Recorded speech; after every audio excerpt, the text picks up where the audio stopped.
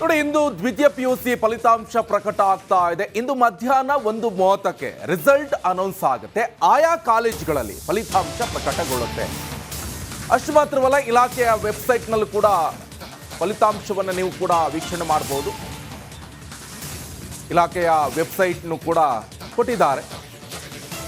ಫಲಿತಾಂಶ ಪ್ರಕಟಕ್ಕೂ ಮುನ್ನ ಶಿಕ್ಷಣ ಸಚಿವರು ಒಂದು ಸುದ್ದಿಗೋಷ್ಠಿಯನ್ನ ನಡೆಸಲಿದ್ದಾರೆ. ಅದು ಮಧ್ಯಾಹ್ನ 12:30ಕ್ಕೆ ಶಿಕ್ಷಣ ಸಚಿವರಾದಂಥ ಸಚಿವ ಮಧು ಬಂಗಾರಪ್ಪ ಅವರು ಸುದ್ದಿಗೋಷ್ಠಿಯನ್ನು ನಡೆಸಿದ್ದಾರೆ. ಮಾರ್ಚ್ 1ರಿಂದ ಮಾರ್ಚ್ 20 ತನಕ ನಡೆದಿರುವಂತಹ ಪರೀಕ್ಷೆದು 7.13 ಲಕ್ಷ ವಿದ್ಯಾರ್ಥಿಗಳು ಪರೀಕ್ಷೆಯನ್ನ ಬರೆದಿದ್ದಾರೆ. ನೋಡಿ, ಇವತ್ತು ಬಹಳ ಕ್ಯೂರಿಯಾಸಿಟಿ ಇರುವಂಥದ್ದು ಎಲ್ಲರ ಅಗ್ನಿ ಪರೀಕ್ಷೆ. ಇದು ದ್ವಿತೀಯ PUC ಮಕ್ಕಳ ಅಗ್ನಿ ಪರೀಕ್ಷೆ ಅಂತಲೇ ಹೇಳ್ಬೋದು. ಸಾಕಷ್ಟು ಶ್ರಮವಹಿಸಿ ಓದಿ ಎಕ್ಸಾಮನ್ನು ಬರೆದಿದ್ದಾರೆ. ಆದರೆ ಫಲಿತಾಂಶವನ್ನು ನಿರೀಕ್ಷೆ ಮಾಡ್ತಾ ಇದ್ರು. ಆದರೆ ಇವತ್ತು ಮಧ್ಯಾಹ್ನ 1:30ಕ್ಕೆ ಈ ಫಲಿತಾಂಶ ಪ್ರಕಟಗೊಳ್ಳಲಿದೆ. ಆಯಾ ಕಾಲೇಜಿನಲ್ಲಿ ಫಲಿತಾಂಶ ಬರುತ್ತೆ. ನೋಟಿಸ್ ಬೋರ್ಡಲ್ಲೂ ಕೂಡ ನೋಡ್ಬೋದು. ಅದ್ರ ಜೊತೆಗೆ ನೀವು ಕೂಡ ಮನೆಯಲ್ಲಿ ಇದ್ಕೊಂಡು ವೆಬ್ಸೈಟ್ನಲ್ಲಿ ಸರ್ಚ್ ಮಾಡಿದ್ರೆ ಆ ಫಲಿತಾಂಶವನ್ನು ನೀವು ಕೂಡ ವೀಕ್ಷಣೆ ಮಾಡಬಹುದು. ಜೊತೆಗೆ 12:30 ಸರಿಸುಮಾರಿಗೆ ಶಿಕ್ಷಣ ಸಚಿವರಾದಂಥ ಮಧು ಬಂಗಾರಪ್ಪ ಅವರು ಇದೇ PUC ಫಲಿತಾಂಶ ವಿಚಾರಕ್ಕೆ ಸಂಬಂಧಪಟ್ಟಂತೆ ಸುದ್ದಿಗೋಷ್ಠಿಯನ್ನು ಕರೆದಿದ್ದಾರೆ. ಸುದ್ದಿಗೋಷ್ಠಿಯನ್ನು ನಡೆಸಿದ ನಂತರ 1:30ಕ್ಕೆ ಈ ಒಂದು ಫಲಿತಾಂಶ ಪ್ರಕಟಗೊಳ್ಳಲಿದೆ.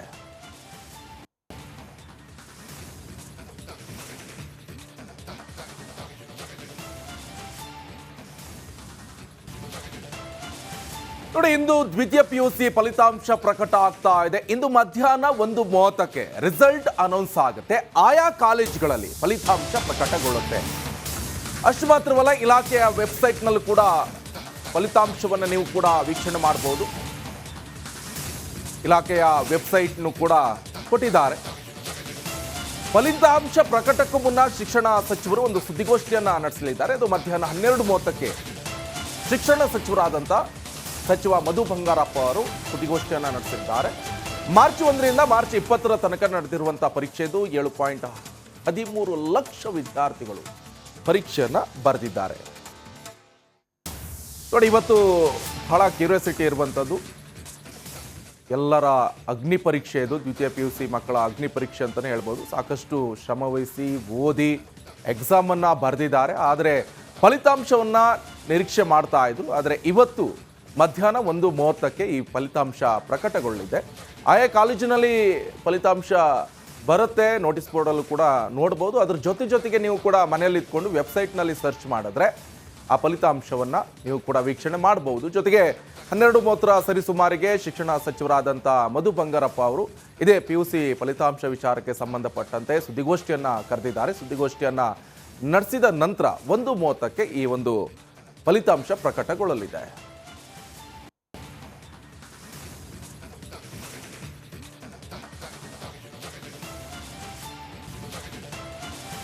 ನೋಡಿ, ಇಂದು ದ್ವಿತೀಯ PUC ಫಲಿತಾಂಶ ಪ್ರಕಟ ಆಗ್ತಾ ಇದೆ. ಇಂದು ಮಧ್ಯಾಹ್ನ 1:30ಕ್ಕೆ ರಿಸಲ್ಟ್ ಅನೌನ್ಸ್ ಆಗುತ್ತೆ. ಆಯಾ ಕಾಲೇಜುಗಳಲ್ಲಿ ಫಲಿತಾಂಶ ಪ್ರಕಟಗೊಳ್ಳುತ್ತೆ. ಅಷ್ಟು ಮಾತ್ರವಲ್ಲ, ಇಲಾಖೆಯ ವೆಬ್ಸೈಟ್ನಲ್ಲೂ ಕೂಡ ಫಲಿತಾಂಶವನ್ನು ನೀವು ಕೂಡ ವೀಕ್ಷಣೆ ಮಾಡಬಹುದು. ಇಲಾಖೆಯ ವೆಬ್ಸೈಟ್ನು ಕೂಡ ಕೊಟ್ಟಿದ್ದಾರೆ. ಫಲಿತಾಂಶ ಪ್ರಕಟಕ್ಕೂ ಮುನ್ನ ಶಿಕ್ಷಣ ಸಚಿವರು ಒಂದು ಸುದ್ದಿಗೋಷ್ಠಿಯನ್ನು ನಡೆಸಲಿದ್ದಾರೆ. ಅದು ಮಧ್ಯಾಹ್ನ 12:30ಕ್ಕೆ ಶಿಕ್ಷಣ ಸಚಿವರಾದಂಥ ಸಚಿವ ಮಧು ಬಂಗಾರಪ್ಪ ಅವರು ಸುದ್ದಿಗೋಷ್ಠಿಯನ್ನು ನಡೆಸಿದ್ದಾರೆ. ಮಾರ್ಚ್ 1ರಿಂದ ಮಾರ್ಚ್ 20 ತನಕ ನಡೆದಿರುವಂತಹ ಪರೀಕ್ಷೆದು 7.13 ಲಕ್ಷ ವಿದ್ಯಾರ್ಥಿಗಳು ಪರೀಕ್ಷೆಯನ್ನು ಬರೆದಿದ್ದಾರೆ. ನೋಡಿ, ಇವತ್ತು ಬಹಳ ಕ್ಯೂರಿಯಾಸಿಟಿ ಇರುವಂಥದ್ದು ಎಲ್ಲರ ಅಗ್ನಿ ಪರೀಕ್ಷೆ. ಇದು ದ್ವಿತೀಯ PUC ಮಕ್ಕಳ ಅಗ್ನಿ ಪರೀಕ್ಷೆ ಅಂತಲೇ ಹೇಳ್ಬೋದು. ಸಾಕಷ್ಟು ಶ್ರಮವಹಿಸಿ ಓದಿ ಎಕ್ಸಾಮನ್ನು ಬರೆದಿದ್ದಾರೆ. ಆದರೆ ಫಲಿತಾಂಶವನ್ನು ನಿರೀಕ್ಷೆ ಮಾಡ್ತಾ ಇದ್ರು. ಆದರೆ ಇವತ್ತು ಮಧ್ಯಾಹ್ನ 1:30ಕ್ಕೆ ಈ ಫಲಿತಾಂಶ ಪ್ರಕಟಗೊಳ್ಳಲಿದೆ. ಆಯಾ ಕಾಲೇಜಿನಲ್ಲಿ ಫಲಿತಾಂಶ ಬರುತ್ತೆ. ನೋಟಿಸ್ ಬೋರ್ಡಲ್ಲೂ ಕೂಡ ನೋಡ್ಬೋದು. ಅದ್ರ ಜೊತೆಗೆ ನೀವು ಕೂಡ ಮನೆಯಲ್ಲಿ ಇದ್ಕೊಂಡು ವೆಬ್ಸೈಟ್ನಲ್ಲಿ ಸರ್ಚ್ ಮಾಡಿದ್ರೆ ಆ ಫಲಿತಾಂಶವನ್ನು ನೀವು ಕೂಡ ವೀಕ್ಷಣೆ ಮಾಡಬಹುದು. ಜೊತೆಗೆ 12:30 ಸರಿಸುಮಾರಿಗೆ ಶಿಕ್ಷಣ ಸಚಿವರಾದಂಥ ಮಧು ಬಂಗಾರಪ್ಪ ಅವರು ಇದೇ PUC ಫಲಿತಾಂಶ ವಿಚಾರಕ್ಕೆ ಸಂಬಂಧಪಟ್ಟಂತೆ ಸುದ್ದಿಗೋಷ್ಠಿಯನ್ನು ಕರೆದಿದ್ದಾರೆ. ಸುದ್ದಿಗೋಷ್ಠಿಯನ್ನು ನಡೆಸಿದ ನಂತರ 1:30ಕ್ಕೆ ಈ ಒಂದು ಫಲಿತಾಂಶ ಪ್ರಕಟಗೊಳ್ಳಲಿದೆ.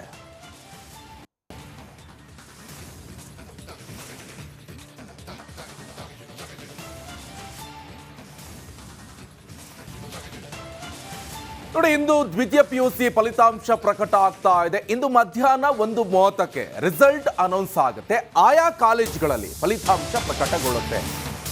ಅಷ್ಟು ಮಾತ್ರವಲ್ಲ, ಇಲಾಖೆಯ ವೆಬ್ಸೈಟ್ನಲ್ಲೂ ಕೂಡ ಫಲಿತಾಂಶವನ್ನು ನೀವು ಕೂಡ ವೀಕ್ಷಣೆ ಮಾಡಬಹುದು. ಇಲಾಖೆಯ ವೆಬ್ಸೈಟ್ನು ಕೂಡ ಕೊಟ್ಟಿದ್ದಾರೆ.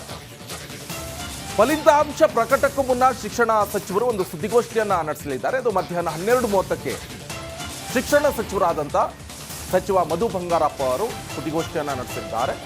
ಮಾರ್ಚ್ 1ರಿಂದ ಮಾರ್ಚ್ 20ರ ತನಕ ನಡೆದಿರುವಂಥ ಪರೀಕ್ಷೆದು 7.13 ಲಕ್ಷ ವಿದ್ಯಾರ್ಥಿಗಳು ಪರೀಕ್ಷೆಯನ್ನು ಬರೆದಿದ್ದಾರೆ. ನೋಡಿ, ಇವತ್ತು ಬಹಳ ಕ್ಯೂರಿಯಾಸಿಟಿ ಇರುವಂಥದ್ದು ಎಲ್ಲರ ಅಗ್ನಿ ಪರೀಕ್ಷೆ. ಇದು ದ್ವಿತೀಯ PUC ಮಕ್ಕಳ ಅಗ್ನಿ ಪರೀಕ್ಷೆ ಅಂತಲೇ ಹೇಳ್ಬೋದು. ಸಾಕಷ್ಟು ಶ್ರಮವಹಿಸಿ ಓದಿ ಎಕ್ಸಾಮನ್ನು ಬರೆದಿದ್ದಾರೆ. ಆದರೆ ಫಲಿತಾಂಶವನ್ನು ನಿರೀಕ್ಷೆ ಮಾಡ್ತಾ ಇದ್ರು. ಆದರೆ ಇವತ್ತು ಮಧ್ಯಾಹ್ನ 1:30ಕ್ಕೆ ಈ ಫಲಿತಾಂಶ ಪ್ರಕಟಗೊಳ್ಳಲಿದೆ. ಆಯಾ ಕಾಲೇಜಿನಲ್ಲಿ ಫಲಿತಾಂಶ ಬರುತ್ತೆ. ನೋಟಿಸ್ ಬೋರ್ಡಲ್ಲೂ ಕೂಡ ನೋಡ್ಬೋದು. ಅದ್ರ ಜೊತೆಗೆ ನೀವು ಕೂಡ ಮನೆಯಲ್ಲಿ ಇದ್ಕೊಂಡು ವೆಬ್ಸೈಟ್ನಲ್ಲಿ ಸರ್ಚ್ ಮಾಡಿದ್ರೆ ಆ ಫಲಿತಾಂಶವನ್ನು ನೀವು ಕೂಡ ವೀಕ್ಷಣೆ ಮಾಡಬಹುದು. ಜೊತೆಗೆ 12:30 ಸರಿಸುಮಾರಿಗೆ ಶಿಕ್ಷಣ ಸಚಿವರಾದಂಥ ಮಧು ಬಂಗಾರಪ್ಪ ಅವರು ಇದೇ PUC ಫಲಿತಾಂಶ ವಿಚಾರಕ್ಕೆ ಸಂಬಂಧಪಟ್ಟಂತೆ ಸುದ್ದಿಗೋಷ್ಠಿಯನ್ನು ಕರೆದಿದ್ದಾರೆ. ಸುದ್ದಿಗೋಷ್ಠಿಯನ್ನು ನಡೆಸಿದ ನಂತರ 1:30ಕ್ಕೆ ಈ ಒಂದು ಫಲಿತಾಂಶ ಪ್ರಕಟಗೊಳ್ಳಲಿದೆ.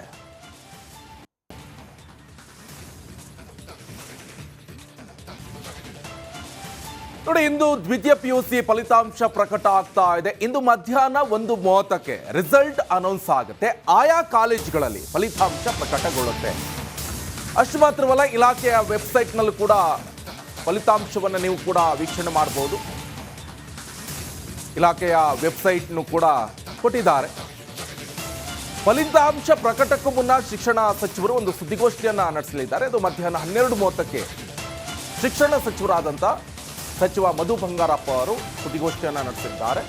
ಮಾರ್ಚ್ 1ರಿಂದ ಮಾರ್ಚ್ 20ರ ತನಕ ನಡೆದಿರುವಂಥ ಪರೀಕ್ಷೆದು 7.13 ಲಕ್ಷ ವಿದ್ಯಾರ್ಥಿಗಳು ಪರೀಕ್ಷೆಯನ್ನು ಬರೆದಿದ್ದಾರೆ. ನೋಡಿ, ಇವತ್ತು ಬಹಳ ಕ್ಯೂರಿಯಾಸಿಟಿ ಇರುವಂಥದ್ದು ಎಲ್ಲರ ಅಗ್ನಿ ಪರೀಕ್ಷೆ. ಇದು ದ್ವಿತೀಯ PUC ಮಕ್ಕಳ ಅಗ್ನಿ ಪರೀಕ್ಷೆ ಅಂತಲೇ ಹೇಳ್ಬೋದು. ಸಾಕಷ್ಟು ಶ್ರಮವಹಿಸಿ ಓದಿ ಎಕ್ಸಾಮನ್ನು ಬರೆದಿದ್ದಾರೆ. ಆದರೆ ಫಲಿತಾಂಶವನ್ನು ನಿರೀಕ್ಷೆ ಮಾಡ್ತಾ ಇದ್ರು. ಆದರೆ ಇವತ್ತು ಮಧ್ಯಾಹ್ನ 1:30ಕ್ಕೆ ಈ ಫಲಿತಾಂಶ ಪ್ರಕಟಗೊಳ್ಳಲಿದೆ.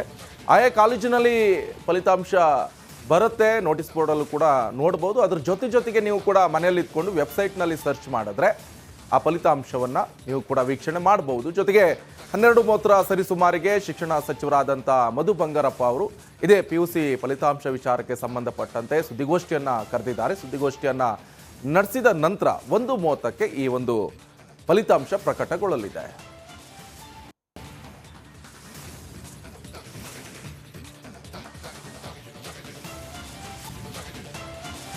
ನೋಡಿ, ಇಂದು ದ್ವಿತೀಯ PUC ಫಲಿತಾಂಶ ಪ್ರಕಟ ಆಗ್ತಾ ಇದೆ. ಇಂದು ಮಧ್ಯಾಹ್ನ 1:30ಕ್ಕೆ ರಿಸಲ್ಟ್ ಅನೌನ್ಸ್ ಆಗುತ್ತೆ. ಆಯಾ ಕಾಲೇಜುಗಳಲ್ಲಿ ಫಲಿತಾಂಶ ಪ್ರಕಟಗೊಳ್ಳುತ್ತೆ. ಅಷ್ಟು ಮಾತ್ರವಲ್ಲ, ಇಲಾಖೆಯ ವೆಬ್ಸೈಟ್ನಲ್ಲೂ ಕೂಡ ಫಲಿತಾಂಶವನ್ನು ನೀವು ಕೂಡ ವೀಕ್ಷಣೆ ಮಾಡಬಹುದು. ಇಲಾಖೆಯ ವೆಬ್ಸೈಟ್ನು ಕೂಡ ಕೊಟ್ಟಿದ್ದಾರೆ.